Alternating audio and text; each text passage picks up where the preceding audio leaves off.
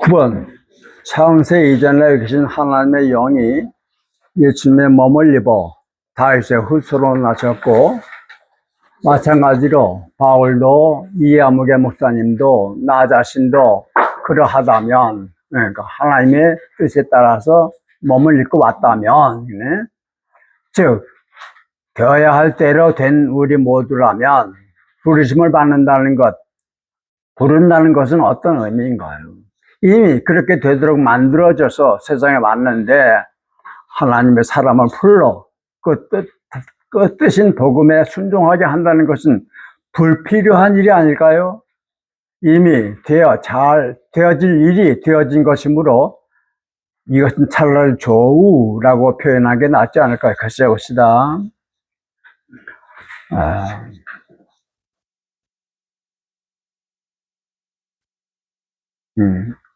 예, 이런 논리가 있어요. 그래서 사람이 죄를 짓는 것도 그다 하나님의 뜻에 따라서 죄를 짓는 것이다, 뭐 이렇게 하고, 그래서 하나님의 뜻에 의해서 다 된 거다, 그런 사람도 있더라고요. 뭐 그렇게 보면 그렇게 볼 수도 있겠죠. 근데 저는 여기서 하나님의 부르심을 받는다는 게 뭔가, 그거 소위 소명이라고 하네. 소가 부른다는 거잖아요. 소 불러. 그래서 이렇게 해라, 명을 내리는 거야. 아무개야 하고 이렇게 뭐라고 얘기하는 게 소명. 영어로는 calling이라고 그래. calling, 부른다. 이사야가 성전에 가 있는데 거기서 여호와의 음성이 들렸다니까, 누가 우리를 위하여 갈까?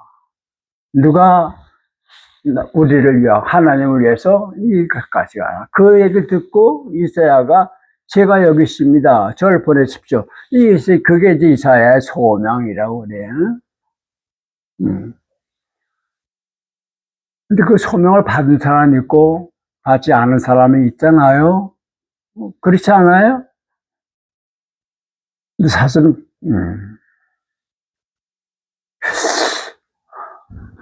하나님이 부르신다.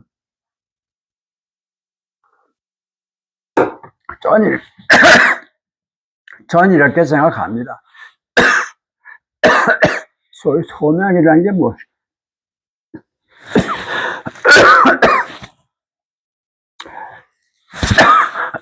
미안합니다. 이게 늙으니까 이게 사례가 잘 걸려요.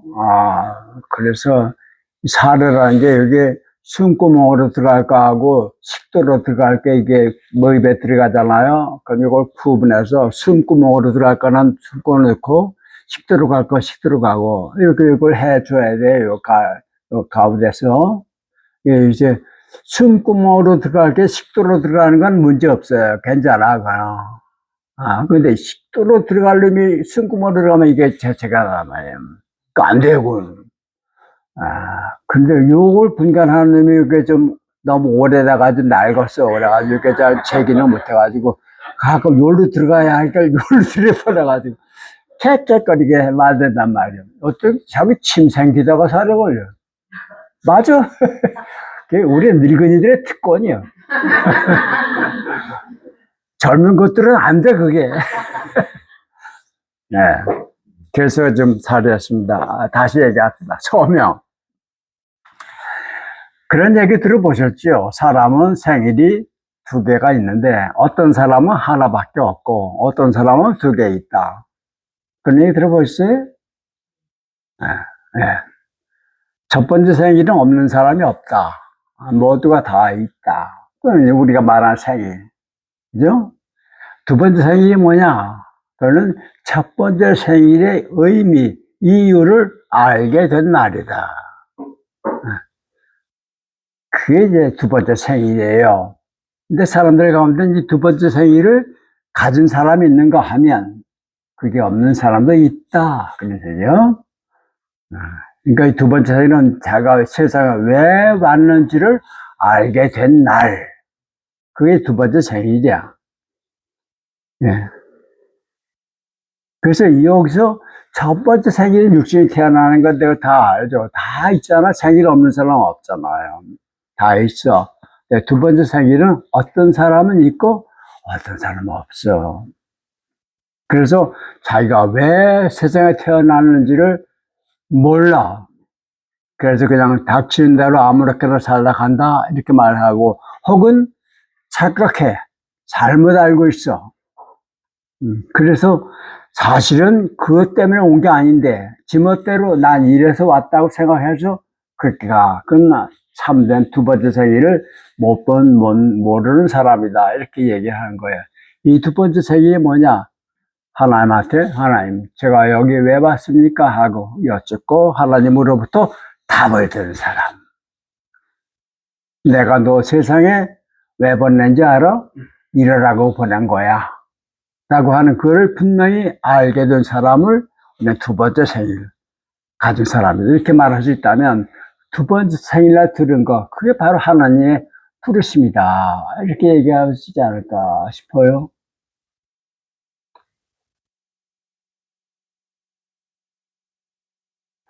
이거는 원래가 이렇게 하나님이 이렇게 부르신다고 하는데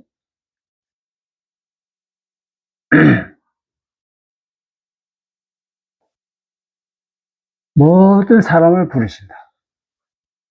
모든 사람. 근데 어떤 사람은 그 부르심을 듣고 어떤 사람은 듣지 않는다. 그렇게 얘기할 수 있을 것 같아요. 왜냐하면 이사야를 부르실 때 하나님 이사야야 이렇게 안 불렀어요. 누가 우리를 위하여 갈까? 이렇게. 그때 그걸 듣고 이사야가 제가 가겠습니다 이렇게 얘기했단 말이죠. 그 얘기는 모든 사람을 하나님이 부르신다. 그런데 어떤 사람은 그 음성을 듣고 어떤 사람은 그 음성을 듣지 못한다 이렇게 얘기하는 게 맞지 않는가 싶어요. 하나님의 다 자녀들이니까. 기독교 신자든 불교 신자든 관계없이 하나님이 보내셔서 왔단 말이죠. 하나님의 자녀다. 그렇다면 괜히 보내실 이유가 없잖아요. 그죠? 이걸 어떤 사람은 알아. 그래서 그걸 가지고 그렇게 사는 사람, 이게 부르심 받은 사람이다. 이렇게 얘기할 수 있지 않을까 싶어요. 제가 군청 갔다 온 얘기 다 아시죠? 하도 유명한 얘기라서 이거 모르는 사람 거의 없어요. 아버지가 너 오늘 군청 갔다 와라. 얼마나 심부름 시키는 게 고마워서. 형이 나부터 5살 많은 형이 있는데 그날따라 형한테 안 시키고 나 시키는 거예요. 그 추운 겨울에 아침. 세수하고 오면 얼굴에 그냥 수건이 쫙쫙 들어버리는 그런 추위에 형을 안 시키고 오리끼리나 되는 그 길을 날 보내신다. 기가 막힌 거예요. 너무 좋아서 신나. 이제 달려왔지 한 걸음에. 왜 왔는지 모르겠어요. 가라서 오긴 왔는데 그다음에 아버지가 어떻게 하나 그 말 듣기 전에 막 달려가. 그래서 그냥 거기 300년 보고 느티나무 한 2바퀴 돌고 집에 갔지.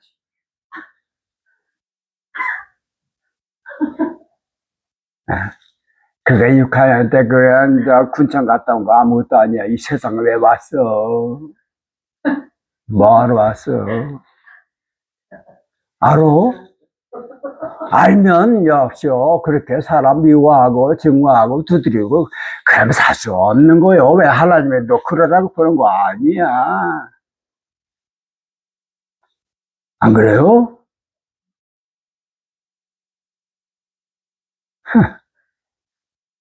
그래.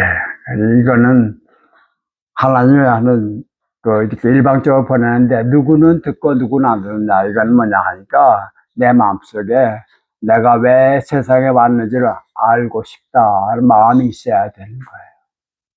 그 질문을 하지 않으면 답을 얻을 수가 없어. 그래서 그걸 물어요. 늦지 않았어. 지금이라도 물으면 돼.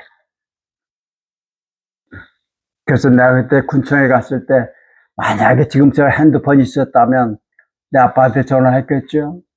아빠, 나 군청 가러서 왔는데요. 왜 여기 내가 왜 왔어요? 아버지, 나 여기 왜 보냈어요? 그러니까 야, 이놈아, 거기 좀 있다가 누가 아무나 오면은 우리 아버지가 어느 분이 우리 아버지인데 아버지 오늘 출근 못 하신다 얘기하고 와. 그럼 내가 기다렸다가 탁 얘기하고 오면 돌아가는 발걸음 얼마나 가벼워. 이 땅에서 와서 정말로 아버지가 시키신 일을 제대로 착실하게 한 사람 죽음이 겁나지 않아.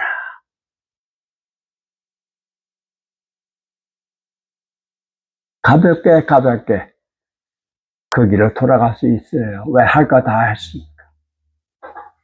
그렇잖아요?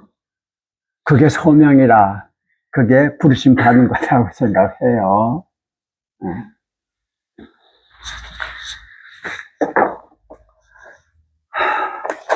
여기 저 둘째 아들이 저기 갈 때까지 갔다 돌아왔잖아요. 요것도 짧게 보면요. 짧게 보면 집을 떠나는 아들과 집으로 돌아온 아들이 둘이 달라요. 집을 떠난 아들이 이쪽이면 돌아온 아들은 이쪽이에요. 방향이 달라. 예, 그래요. 그러나 그놈이 그놈이잖아요. 그렇지 않아요? 같은 놈이야. 그렇게 되면 떠나가는 것도 돌아오는 길에 한 파트로 볼 수 있단 말이죠. 에? 그것도 지금 떠나는 게 사실은 돌아오는 길이야.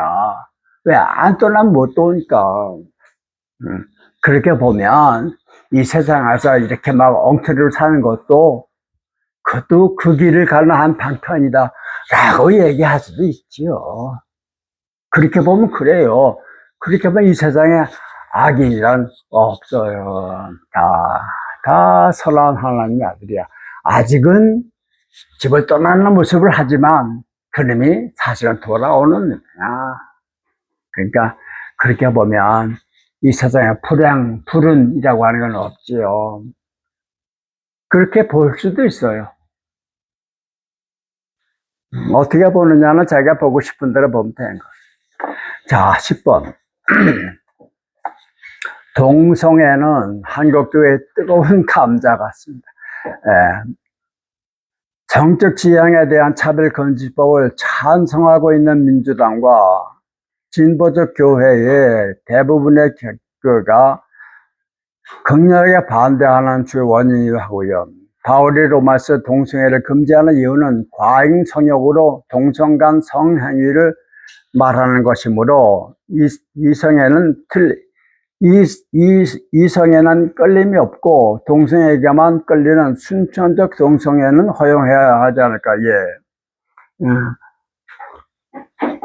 사실 바울이 이거 쓸 때나 우리가 살 때도 지금보다 훨씬 그때는 저희 가부장제라고 하는 것이 아주 강한 그런, 그건 아무도 거기에 대해서 이상하게 생각하지 않는 그런 시대였어요. 우리도 그렇잖아요. 우리 젊었을 때 그랬잖아요. 우리 어렸을 때. 얼마나 남녀 차별이 심했어. 어디 그 집에 그 사내 앞에 지나가, 이랬다고요. 근데 그게 불과 100년도 안 된 사이에 이제는 없어졌잖아요. 난 이건 참 대단한 인류의 진화야. 이건 놀라운 거예요. 그런 시절에 바울이 쓴 거야. 그때는 바울이 썼을 때는 그런 문화 풍토에서 바울도 그렇게 생각한 거야. 여자는 잠잠하라. 이런 말도 하잖아요. 시끄럽게 떠들지 마라. 왜냐하면 여자들 시끄럽게 떠들었어. 그러니까 떠들지 말라고 그러는 거예요.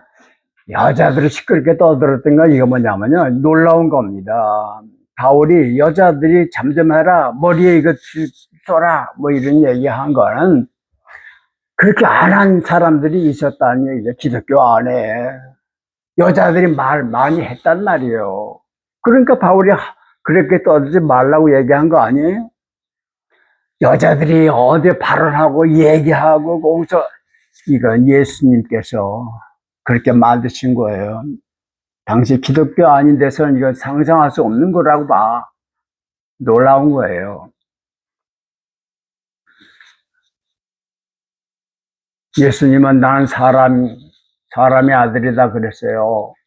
사람, 그건 여성과 남성의 의미가 없어. 사람이잖아. 같은 사람이야. 난 사람이다 할 때는 이미 성이라고 하는 걸 넘었으면 당신 그렇게 생각했어. 그러니까 만나는 사람을 여자로 보지 않고 사람으로 보는 거예요. 아이로 보지 않고 사람으로 보는 거예요. 당시의 풍토에서는 이건 너무 혁명적인 거야. 그러니까 사도 바울은 아직 예수님만큼 수준이 못 갔어. 그러니까 당시 사람들이 늘 생각하는 대로 하니까 이 여자들이 이러면 안 된다는 생각이 있는 거예요. 근데 그 떠들고 다니니까 잠잠 하라고 얘기를 한 거고, 동성애도 마찬가지로 봐요. 사실 동성애라고 하는 건 옛날 구약에도 그런 얘기 있잖아요. 그러니까 이건 아주 처음부터 소위 이성 간의 사랑도 있지만 동성 간의 사랑이라고 하는 게 있었다고 봐야 되는 거예요. 그 없었으면 왜 그거 하지 말란 말을 뭐라 해요? 잖아요. 그래서 사도 바울이 얘기할 때는 이건 허용될 수 없는 거였다고 생각하는 거예요.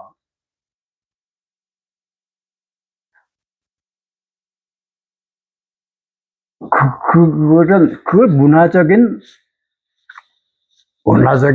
배경이라 할까? 제한, 이런 게 있어요. 어느 시대나 그 사람은 자기가 살고 있는 그 시대의 문화라고 하는 그 안에서 살아가는 거예요. 생각도 다 거기서 나오는 거고.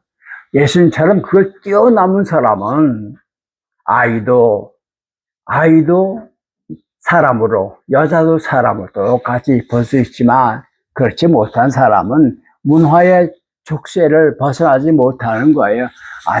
아직 바울은 그런 차원에 머물러 있다고 봐야 되지 않겠는가. 그래서 여자들은 어떻게 해라, 뭐 잠잠하라, 동성애는 이건 말이 안 된다, 이건 안 되는 것이다, 이렇게 얘기를 했지 않나가 싶어요. 근데 지금 세월이 많이 달랐죠. 이 시대가 달라지는 건 누가 이걸 바꿀까요? 인간의 의지일까요? 그렇게 안 봐요. 하나님께서 하신 일이에요. 그래서 인간과 인간 사이를 여러 가지로 우리가 그동안 차별했잖아요. 그렇죠?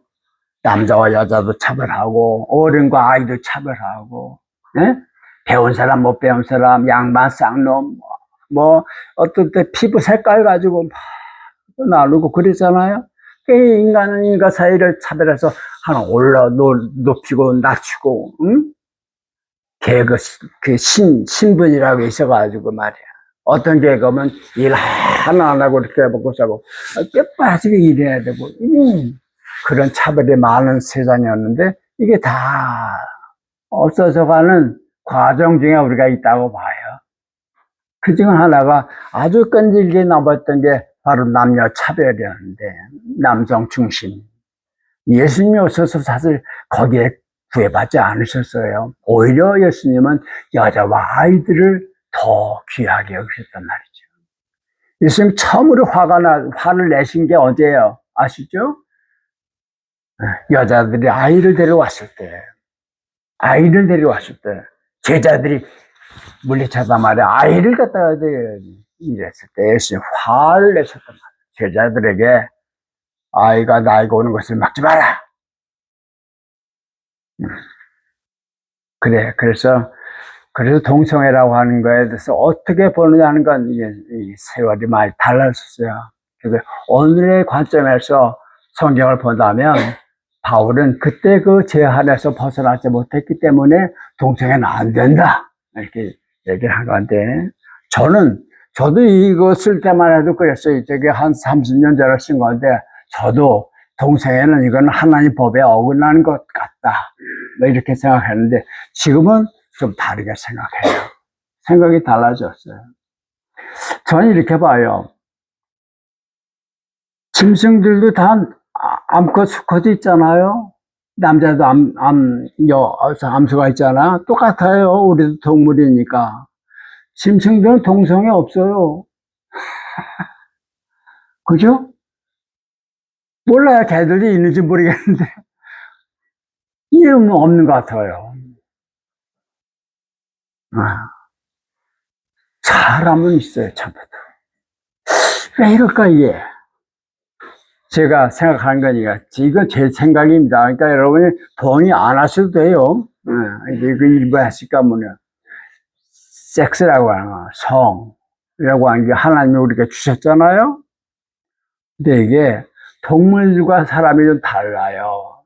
생김새는 비슷하지만, 동물들은 이건 생식기관이에요. 생식기관. 그러니까 새끼를 낳기 위한 기관이에요. 그렇기 때문에 암놈이 수태하는 그 기간, 요 기간에만 수능들도 발작을 하는 거예요. 그렇지 않으면 그쪽도 안 해요. 암내가 나야 수능들이 탈락한단 말이야. 그러니까 이 암컷이 이제 생식을 해서 아이를 가질 수 있는, 새끼를 낳을 수 있는 그 기간이 있잖아요. 그때는 이상한 게 이제 신호를 해요. 그러면 수능들이 와. 그래서 그간에 그렇게 하고, 끝나면 언제 봤더냐시피 사라지는 거예요. 동물들에게는 섹스가 정말 생식 기간이에요. 사람에게는 안 그렇잖아요. 사람 그렇지 않잖아요. 그죠? 왜 그럴까? 제가 볼 때는 섹스, 인간에게 성은 생식 기관이지만 분명히, 그러나 사랑의 도구다. 이렇게 생각해요. 아이를 낳기 위해서만 선교를 하는 게 아니란 말이에요. 내가 한 여자를 사랑하는 가장 칙한 방법은 발가벗고 서로 만나는 거예요. 그것이 사랑의 방법이에요. 사랑의 도구다. 요점. 그래서 이게 성을 생식의 도구로만 본다면 이 동성애가 있을 리가 없어요. 이것이 사랑의 도구가 될 때는 동성이냐 이성이냐가 관계없단 말이죠. 사람이 사람을 사랑하는 거 아닙니까? 만약에 그 아이를 낳기 위한 도구로만 사용하지 않고 이게 사랑을 나누는 아주 그런 기관으로 생각한다면 언제든지 어디서든지 할 수 있는 거다. 그게 바로 인간의 성도다. 이렇게 본다면, 그래서 여기서는 동성이냐 이성이냐가 별로 의미가 없다. 같은 사람 아니냐? 이렇게 본다면 이제 인류가 그렇게 보기 시작한 거라고 봐요. 이 시대에 와서 19세기만 해도 이런 얘기가 아무도 얘기 못 하던 거예요. 지금 와서 그때도 동성이 있었어. 근데 그때는 동성애들이 다 숨어서 큰 죄 나시는 것처럼 그렇게 살고 남들도 그렇게 보지요. 그러니까 지금은 커밍아웃해서 나였다. 여자끼리 결혼하고 남자끼리 결혼하고 이런 시대가 됐잖아요. 이거 인간이 만든 건 아니라고 봐요. 이만큼 사람들이 성화제가 이제 성이 인간과 인간을 차별하는 그런 시대는 거의 끝나갔다. 이렇게 얘기하는 게 아닌가 하는 생각이 듭니다. 또 11번. 이 예수를 하나님이 그의 피로 인하여 믿음으로 말미암는 화학지 몰로 세우셨으니 이는 하나님께서 길이 참으신 중에 전에 지은 죄를 간과하심으로 자기의 의로우심을 나타내려 하심이니 당신의 아들을 속전으로 지불하시어 죄의 노예가 된 인간에게 자유를 주었다는 이 말씀은 기독교가 오직 예수 십자가 외에는 구원이 없다고 주장하는 핵심이라고 생각합니다. 이 문제를 짚어주시기 바랍니다. 이거 아까 얘기한 것 같아요. 그죠? 예수님이 나로 말미암지 않고는 아무도 하나님께 갈 수 없다. 그런 말씀 하셨어요. 분명하셨어요.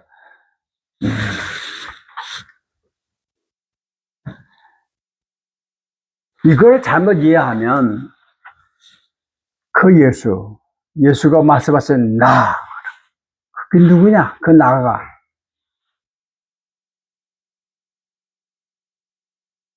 거기에 몸을 입고 있는 인간 예수라고 생각할 수가 있어요. 예수를 말씀하셨지. 그때 나라고 하는 거는 이 몸을 입고 있는 게 아니라 아브라함보다 먼저 있는 나예요.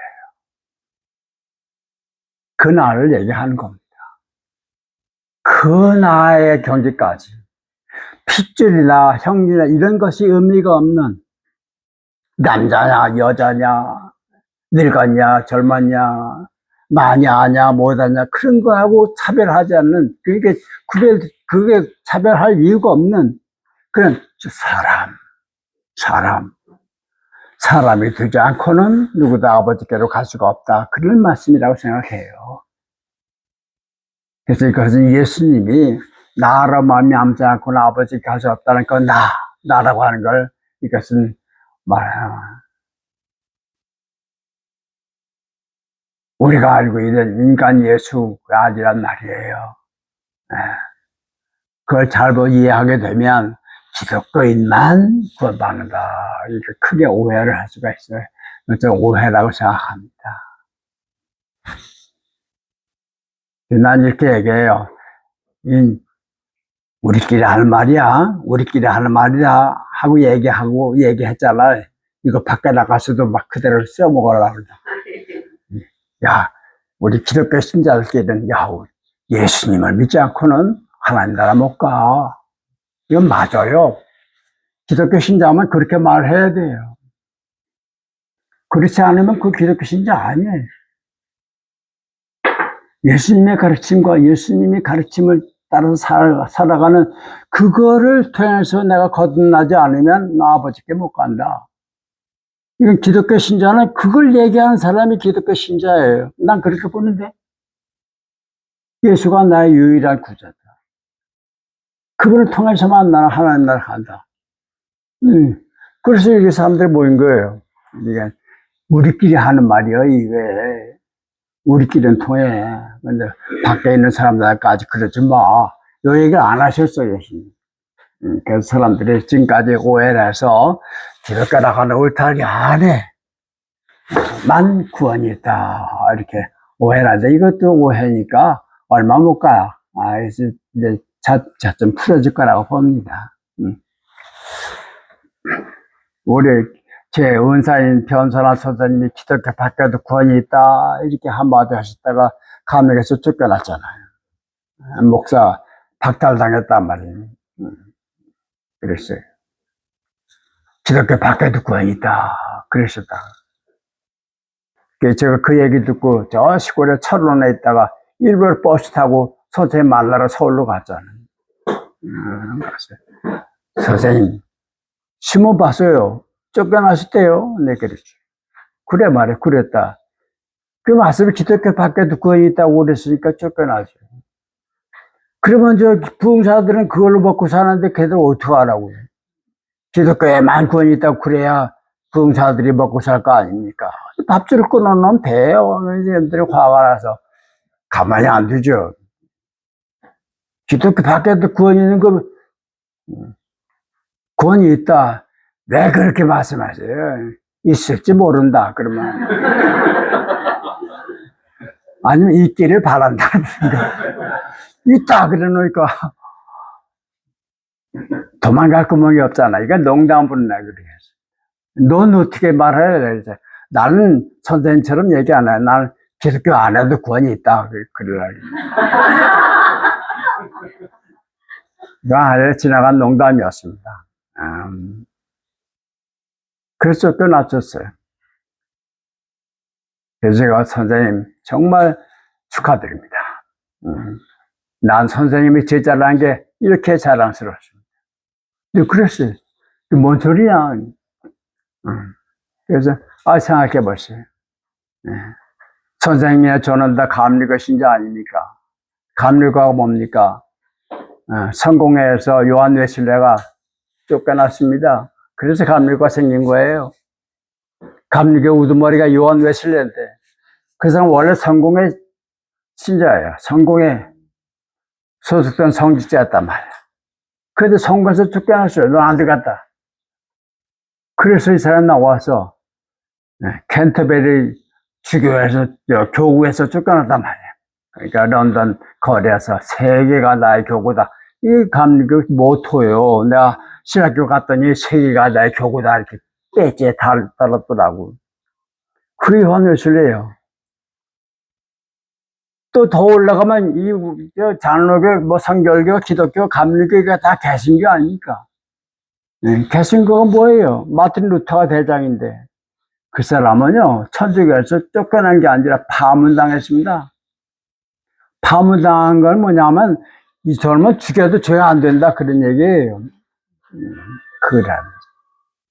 더 올라가면 천주교고 기독교고 다 올라가면 매우 그러면 대빵 대장이 예수 아닙니까? 그건 유대교에서 사형당하신 분입니다. 사형당하고 쫓겨나고 이런 예수, 루터, 요한 웨슬레 변선한 이란 명예가 어디 있습니까?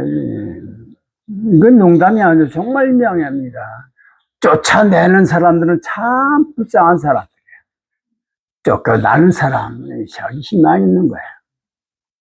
그래서 전 선생님의 제자라고 참 자랑스럽게 생각합니다. 이렇게 예견책이 나네요.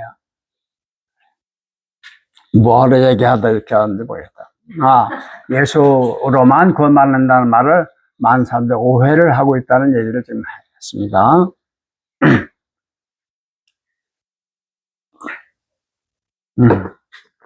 12번째,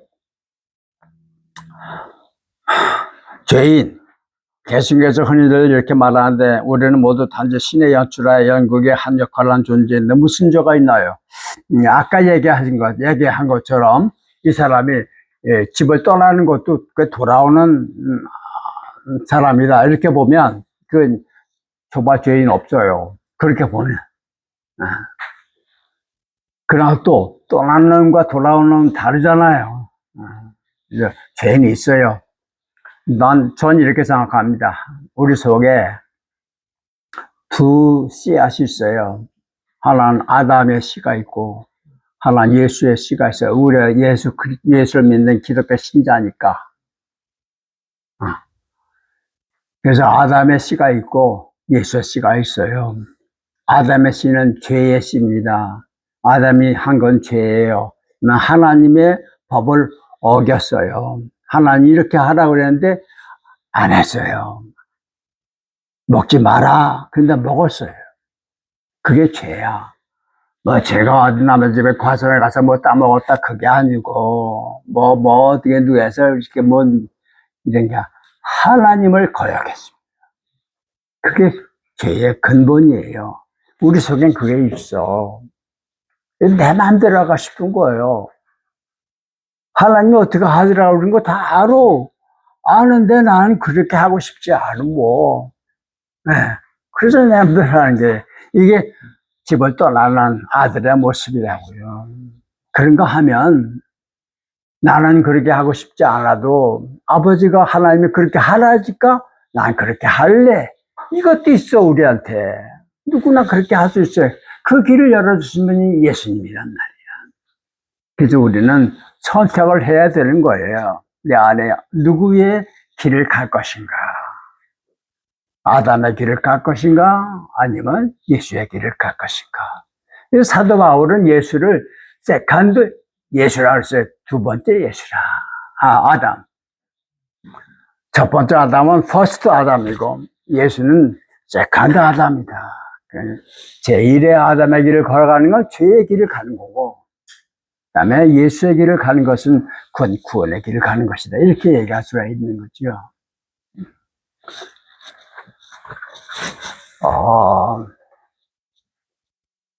노리체 줄리안이라고 하는 여자가 14세기에 살았어요. 영국에서.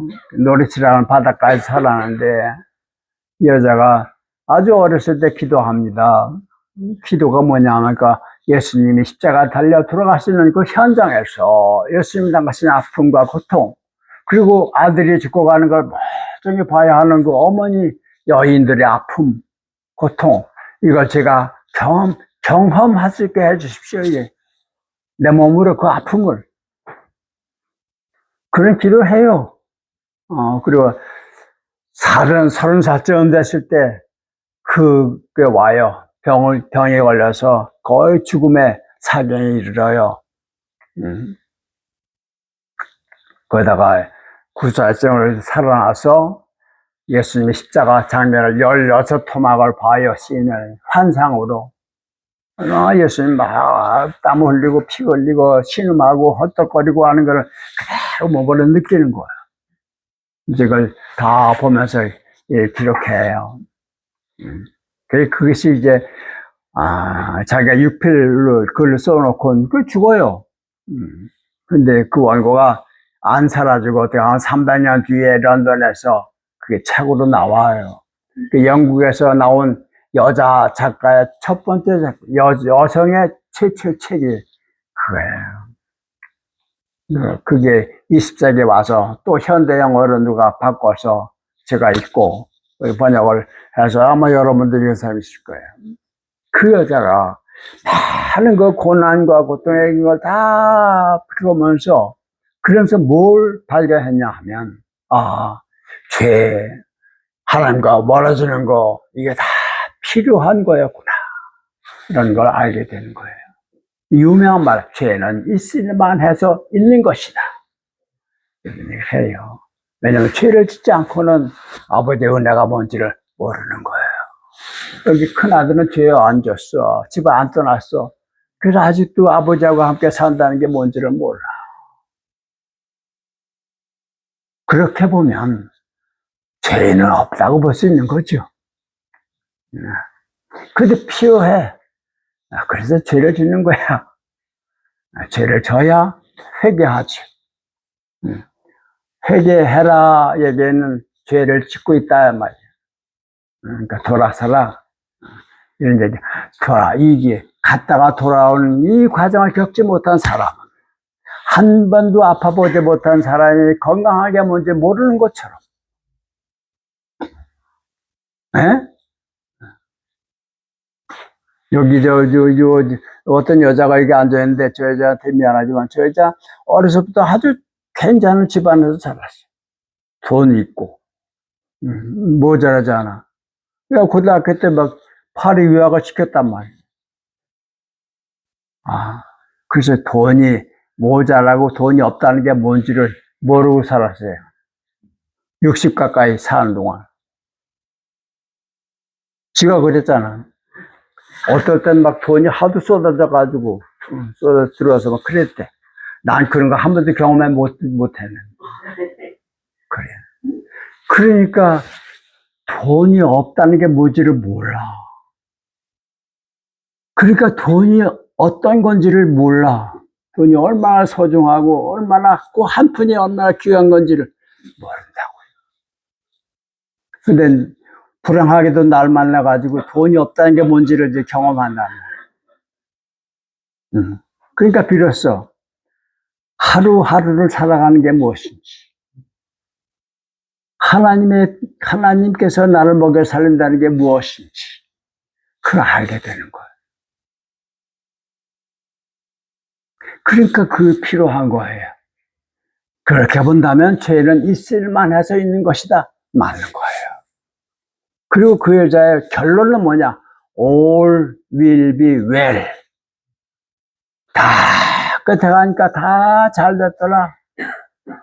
자기 끝까지 본 거예요. 예수님은 고난의 길을 가시면서 내가 죽으러 간다 그렇게 말씀하시고 내가 영광을 얻으러 간다 그랬어요. 그게 죽음과 영광이 따로 있는 게 아니라 하나만. 그런 의미에서 보면 우리 인간들이 막차 못하고 저절로 가는 거 다 있을만 할 수 있는 것이다 라고 볼 수도 있는 거예요. 그러니까 그를 미워하지 않을 수 있는 거예요. 그리고 그를 배타시키지 않는 거예요. 추방하지 않는 거예요. 기다리는 거죠. 먼저 간 사람, 간디 선생이 자주 하는 말이 있어요. 앞서가는 사람들, 뒤에 오는 사람들 재촉하지 마라. 기다려라.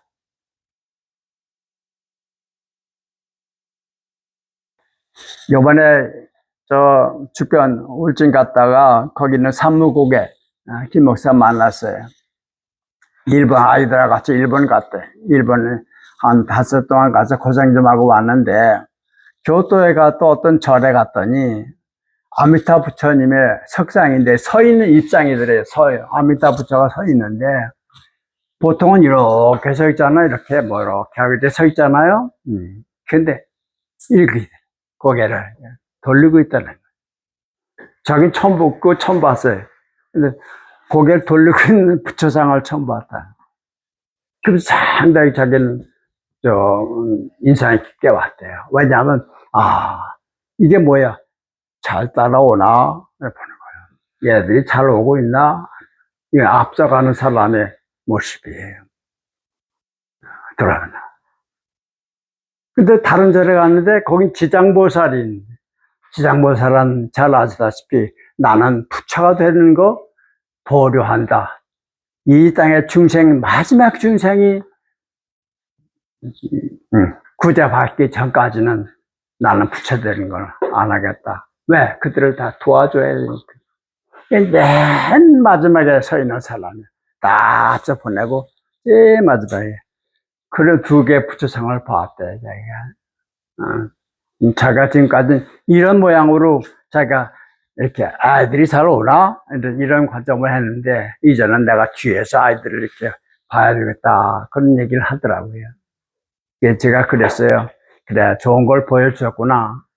근데 말이다, 앞자리와 뒷자리, 거가 바로 내가 함께 동시에 서 있어야 할 자리야. 어서 뒤돌아보고, 맨 끝에서 처지는 놈 없이 다 우리 가서 들어야 되는, 이게 바로 알파와 오메가의 자리다. 예수님은 알파와 오메가라는 게 맨 앞에 계시고, 맨 뒤에 계십니다. 그런데 목사라는 사람은 너도 나도 목사 아니냐? 그러면 조심해. 네가 앞서는 거 아니야. 그러면 잘못이다. 그리스도가 널 내 몸을 통해서 앞서가신 거지. 그러니까 너는 맨 앞에 간다 하지만 너는 사실 그리스도의 뒤를 따라가는 사람이야. 죽을 때까지 잊지 말자. 그리스도가 우리 앞에 가신다는 거. 그게 우리의 운명이에요. 그리고 내가 내 뒤에 오는 것 같지만 내 뒤에 그리스도가 계셔. 그래서 그리스도가 우리를 통해서 인도하시고 몰고 가시는 거지. 내가 한다고 착각하지 말자. 네, 그런 얘기를 하고 왔습니다.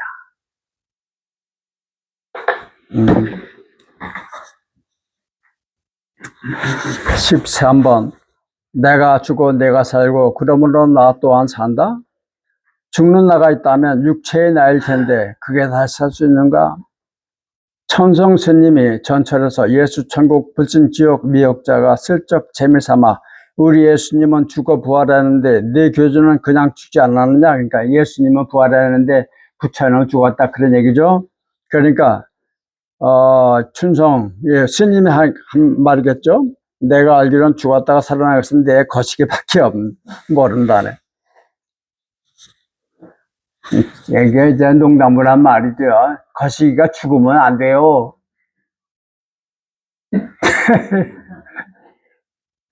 에고도 진짜 나도 구분할 수 없는데 에고가 죽으면 그때 난 어디 있을까요? 이렇게.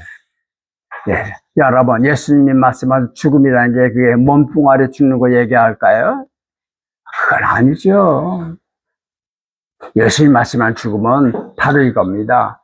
지금 집을 떠나가는 아버지로부터 등지고, 아버지를 등지고, 자기 뜻대로 살아가는 거, 그게 죽음의 길이에요. 그게 죽음이야. 포도나무가 가지가 있잖아요. 가지가 떨어나가면 그게 죽은 거야. 아버지하고 연결이 되지 않는 거. 아버지를 등지는 거. 이게 예수님 말씀한 죽음이에요. 육신의 죽음으로 말하면 그 육신의 죽음에는 이건 문제도 아니야. 그게 안 죽는 사람 어디 있어? 예수님 돌아갔잖아. 그러니까 이거는 말하면 굳이 얘기하려면 육신의 죽음을 얘기하신 건 아니다. 이게는 에고가 죽는 거다 이렇게 말씀하셨어요. 내가 만든 나, 내가 주장하는 나. 내 뜻이 아버지 뜻 앞에 죽는 거, 그게 죽음이지. 몸뚱아리 죽는 거, 그건 무슨 문제 되지 않는 거예요. 그게 무슨 문제예요.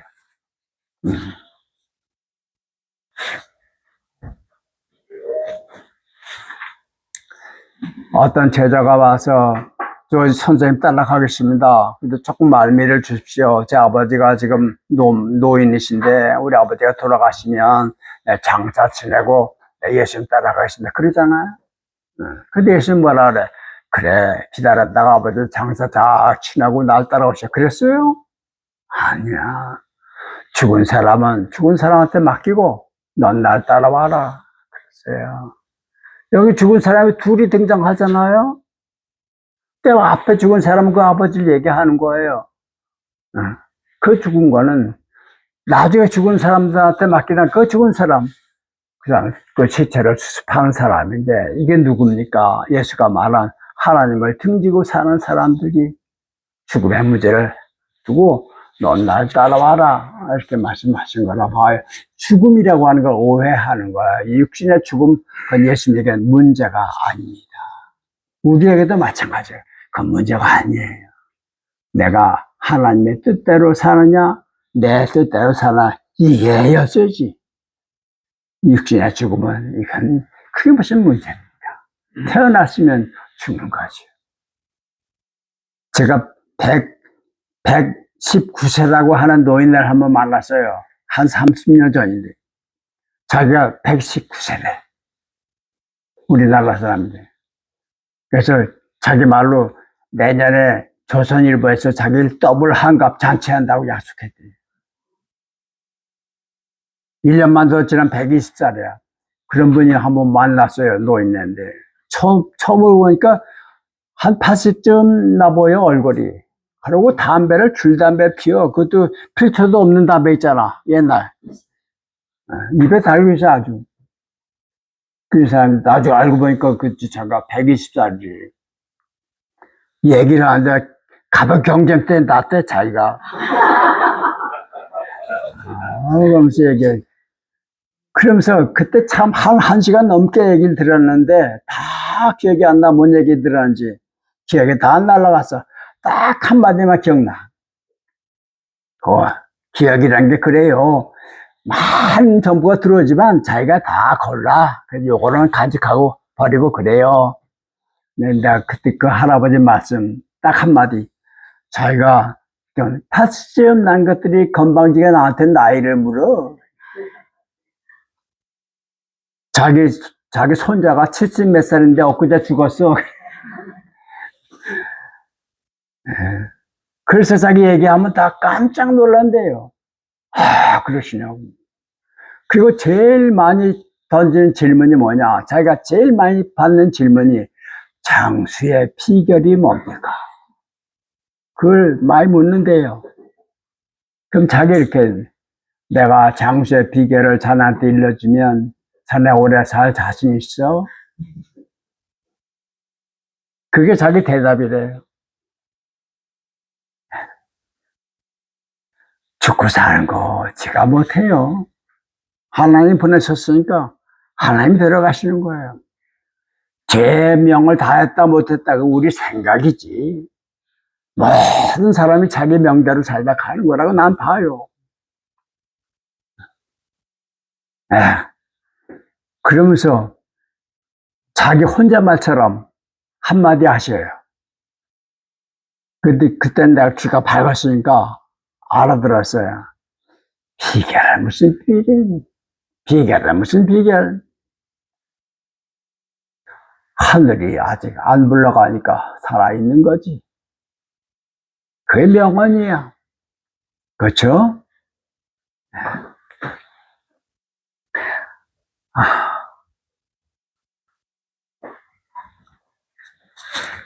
진짜 죽음. 그래서 아까 얘기한 것처럼 예수님이 돌아가셨고 그랬기 때문에 부활하신 거예요. 우리도 마찬가지야. 그래서 예수님이 살고자 하는 사람은 죽고 죽고자 하는 사람은 산다, 안 그랬어요? 논리적으로 말하면 살고자 하면 죽고 죽고자 하면 산다. 이래야 앞뒤가 맞잖아요. 예수님 그렇게 말씀하셨어요. 살고자 하면 죽고 죽으면 산다. 죽는 척해서 안 돼. 진짜 죽어야 되는 거예요.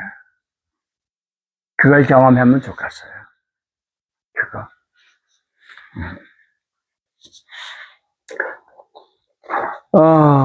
또 14번 주인은 그저 예수께서 보내시는 데 땅까지 걷고 또 걸어야 했던 고달프면서 또 신나고 괴로우면서도 즐겁고 아프면서 기뻤던 나그네 그가 바울이었다. 아마 이건 제가 쓴 것 같아요.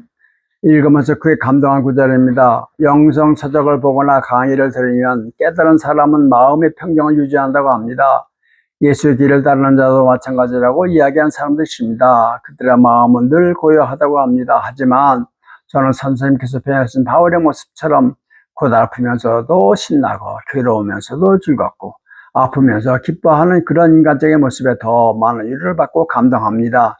깨달아 늘 평정심을 유지하는 그런 신에 가까운 사람보다 가장 인간적인 모습으로 우리와 함께하는 사람, 신이 아니라 신이 주신 길을 가는 사람, 그런 사람이 되고 싶습니다. 되십시오. 아무도 안 말립니다. 가장 신에 가까운 사람은 가장 인간답게 사는 사람이다. 저희 역수란 명제이겠지만 선생님의 의견을 듣고 싶습니다. 누군지 모르지만 저도 동감합니다. 네, 그렇게 생각하면 돼요.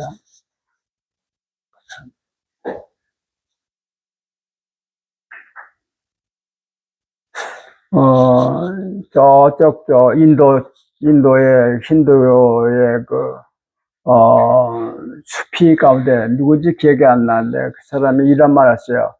내가 하나님을 찾아라. 거기서 내가 발견한 건 너 자신이다. 너 자신을 찾아라. 거기서 내가 발견한 건 하나님이다. 그래서 하나님을 찾는 것과 참 나를 찾는 것, 그러니까 동떨어진 두 개가 아니라 하나다.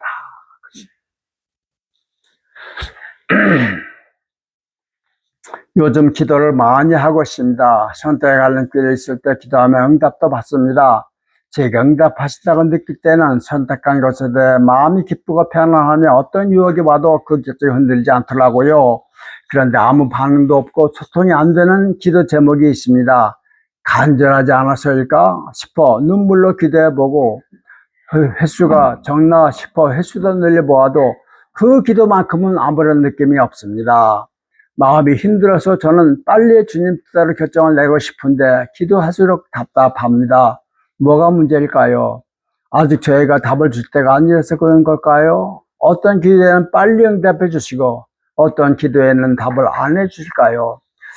이 질문하신 분이 누구지 보자 동감하시는 분들이 좀 있을 거예요. 그렇죠? 어떤 거 우리가 굉장히 간절하게 기도하는데 아예 안 들어주시오 그대로. 그리고 어떤 거 지나가면서 슬쩍 생각했는데 오늘 날 보니까 그렇게 돼버렸어. 그런 경우가 있어요. 그래서 제가 반농담으로 얘기하면 간절하게 기도하니까 안 되지. 이 얘기는 뭐냐 하니까 이 기도가 누가 하느냐가 문제예요. 누가 하느냐. 예수님께서 이렇게 말씀하셨어요. 바울이야, 우리는 기도할 줄 모르는 우리를 대신해서 성령께서 말할 수 없는 탄식으로 기도하신다. 그게 진짜 기도예요. 내 기도가 아니라 내 안에서 그리스도가 하시는 기도. 그거 있어. 그걸 영락없이 이루어져. 그러나 내 욕심, 내가 하고 싶은 일, 그것이 바탕이 된 기도는 그거 들어주면 이는 망해. 그러니까 안 들어줘. 잘 생각해 보세요. 그 간절함 속에는 저분의 뜻과 어긋나는 나 욕망이 있을 수 있어. 그래도 안 들어주면 어떻게 하나?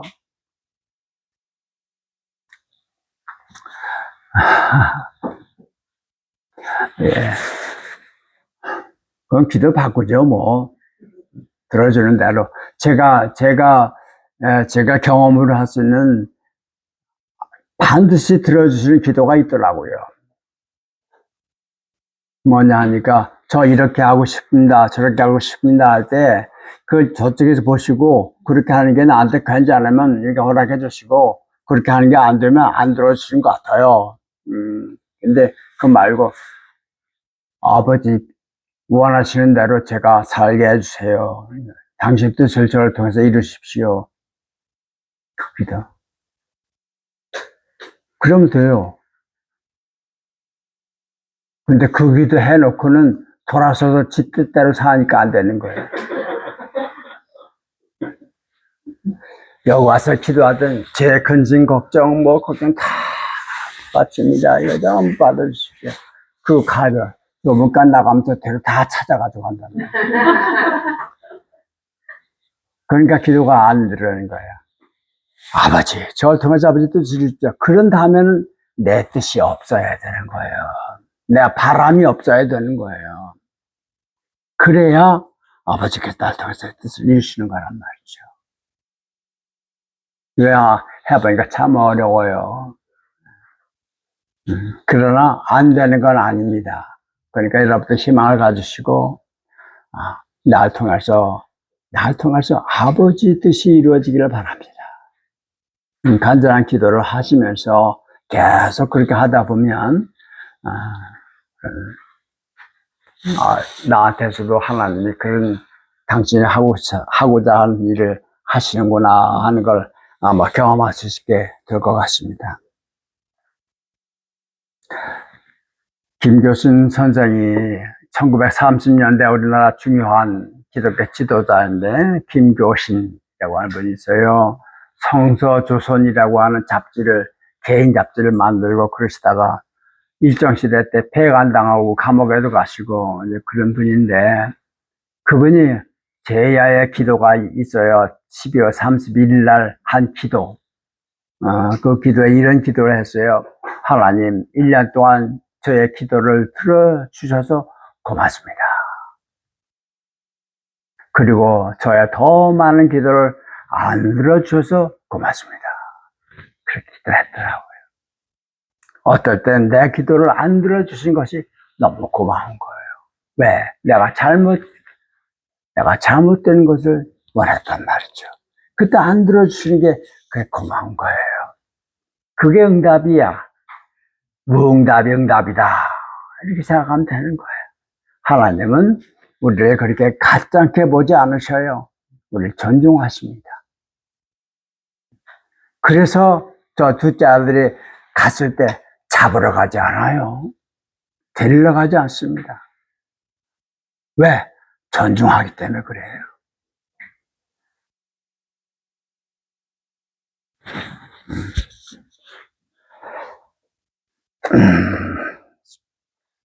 신은 이렇게 답변하신다. 그대 행위와 그대 자신의 운명을 만들어라. 인간의 자유의지에 대해 참된 신앙으로서 어떤 거점을 가져야 할지 여쭙니다. 맞아요. 내가 어떻게 행동하느냐가 바로 나의 삶이잖아요. 내 인생이잖아요. 그렇죠? 자유의지를 주었다는 거 하나님이 당신의 법을 내려주시면서 그 법대로 하지 않을 자유를 주신 거예요. 아담에게 이걸 주신 거예요. 아담에게 이걸 먹지 말아라 한 얘기는 먹을 수 있다는 얘기예요. 그러니까 먹지 말라고 한 거예요. 그게 자유의지입니다. 그러나 자유의지를 아담은 자기를 중심으로 사용했고 예수님은 하나님의 중심으로 자유의지를 행사한 거예요. 같은 자유의지인데 어떻게 쓰느냐에 따라서 삶과 죽음이 바꿔지는 거죠.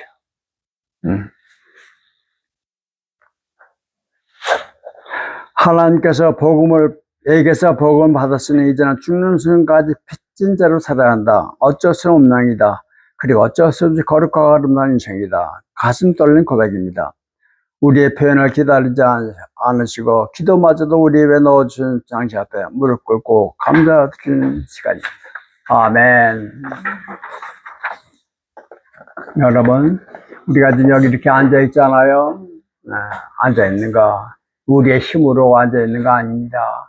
앉아있을 수 있게 해주시니까 앉아있는 거예요. 그 수치록을 기억해요. 내가 먹는 거 아니에요. 먹히니까 먹는 거예요. 안 먹히면 못 먹어요. 그렇죠? 먹어도 이게 소화가 되니까 하는 거지. 내가 소화시키는 게 아니라고요. 그럼 뭐하러 위장병 걸려요? 숨 내가 쉬는 거 아니에요. 쉬어지니까 쉬는 거예요. 아주 발끝만큼도 내가 자유로 할 수 있는 게 없구나. 다 하나님이 허락하셔서 하는 거구나. 죄 짓는 것조차도 하나님이 허락하셔서 짓는 거구나. 라고 하는 걸 생각하고, 순간순간마다 우리 시선을, 우리의 눈길을 하나님께로 돌리는 것. 이것이 주야로 하나님을 묵상하는 자로다. 신내 묵게 심은 나무처럼. 그게 바로 복된 사람이다. 그런 얘기죠. 네, 여기까지 할까요? 이제 다 됐습니다. 수고들 많이 하셨습니다.